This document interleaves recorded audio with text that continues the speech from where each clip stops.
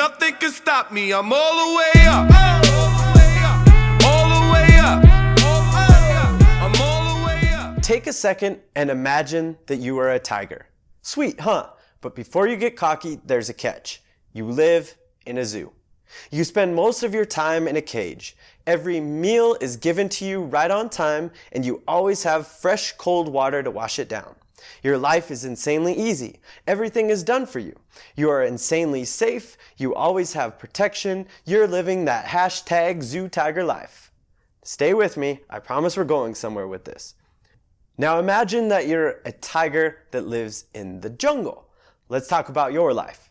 You have to find your own food. You have to find your own shelter. You have to learn to protect yourself and your cubs at all times. Your life is not that easy. Your life is not that safe. Your life involves quite a bit of struggle. You live in the wild, and the truth is, it's really hard. Quiz time. What would happen if we took our friend the zoo tiger and put it into the wild? That's right. We'll probably have a dead zoo tiger on our hands. Why? The zoo tiger spent a lot of time living the chill life and like no time developing any real skills that would help it survive in the wild. It doesn't know how to hunt because all of its meals were hand delivered. It doesn't know how to protect itself because it's never really faced any danger. How about the jungle tiger though? How does it do in the wild? It survives. Why? It learns to hunt, learns to protect itself, learns to survive in the wild by living in the wild. It learns from and because of the struggle and challenges that it faces. Also, I want to point out, it had to learn and get good at it all. It couldn't just sit there after a failed hunt and go, maybe hunting just isn't my thing. Maybe I'm just not a hunter. No, it had to do it all. Key points. They were both tigers. They both had similar tools, sharp teeth, an insane vert, sweet stripes. Their ability to learn and the skills that they developed had nothing to do with their natural talents and tools and everything to do with the way that they were trained. The hard, the not safe, the not easy approach, the approach that involved struggle, allowed the jungle tiger to do something that the zoo tiger had no chance of doing. The easy and the safe approach led to no learning. So this is how tigers learn to survive in the wild. But this is also how we are built to learn. If you dive into the science of learning, a few principles arise.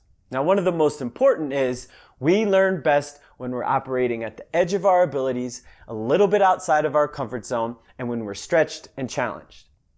Do you see how your comfort zone is a lot like the cage in the zoo? Like when you're in your comfort zone, it's easy, it is safe, you look good, there's not very much struggle or mistakes. But just like the zoo tiger, you're not getting better. So I have good news and bad news. The good news. Unlike tigers, we have a choice. We can choose the way that we approach life and learning. We can choose to live in the wild or live in the zoo. Now the bad news is, most of us choose wrong. Because a lot of our stories and beliefs, most of us get boxed in the cage, boxed in our comfort zones. And we do this to ourselves, but we also do it to others. You are not a math person. I just can't dance. Maybe public speaking just isn't your thing.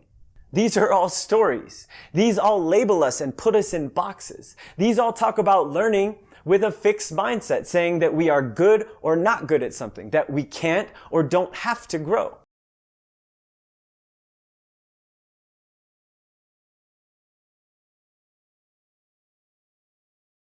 Because of these stories, most of us choose to stay in the cage, to stay in our comfort zone. We believe that we're not cut out for things. We want to do the things that we're good at, that are easy, that are safe, that are known. And when we're in that box, when we're in that cage, it's really hard to get better at stuff. The good news about beliefs is that they can be changed. And we need to recognize the value of training in the wild, of facing those challenges, of struggling, of making those mistakes. And we need to understand that learning has very little to do with our natural gifts and tools, and everything to do with the experiences that we jump into. In the proper environment, we can all learn and get better at anything. But in the wrong environment, we struggle. And we need to coach and parent and teach and learn and lead accordingly. This is exclusive.